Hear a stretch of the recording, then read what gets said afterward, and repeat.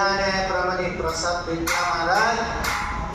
नाम म्हणे देवा फुलासारखं कळत न कळत मातोश्रीने आपला देह अनंतात दिली. कळत न कळत 10 दिवस म्हणजे काहीच नाही. कुटुंबाला सेवा करण्याची सुद्धा आईने संधी दिली. त्या टापटीपणाचं लक्षण होतं. आणि तुम्हाला सगळ्यांना माहिती आहे की एकदा माणूस धरणीला खिळला की मग कशा पद्धतीची अवस्था निर्माण होते. पण आई साहेब फक्त 10 दिवस काय अटॅक आला असेल किंवा काय झालं असेल समजा, घरात किती टापटीपणा होता. त्यांच्या फोटोकडे बघितलं तर लक्षात येतं. दर्शनी प्रशस्ती पुण्यपुरुष सांगत असताना भाऊचे डोळे कडावले. बघा, कोणत्या तिथीला रे ठेवला तर हनुमान जयंतीला.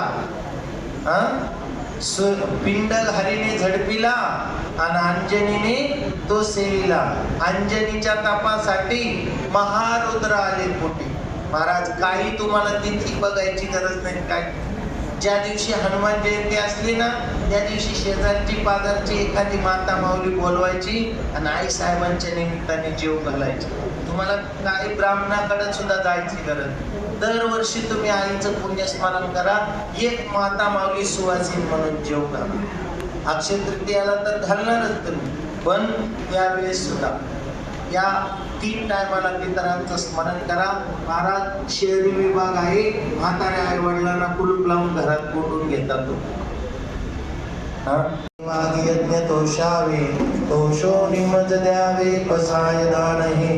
जे फळांची व्यंकटी सांडो तया सत्कर मिरती वाढो. भूता परस्परे पडो मैत्र जीवांचे दुरितांचे तिमिर जाओ.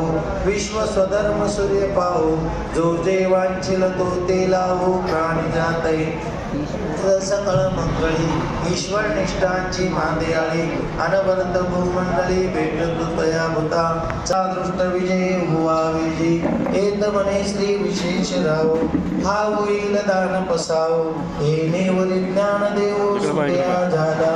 येणेवरी ज्ञान देव सुट्या झाला. येणेवरी ज्ञान देव सुट्या झाला. हरि ओम शांती शांती शांती. हरि ओम शांती शांती शांती. हरि ओम.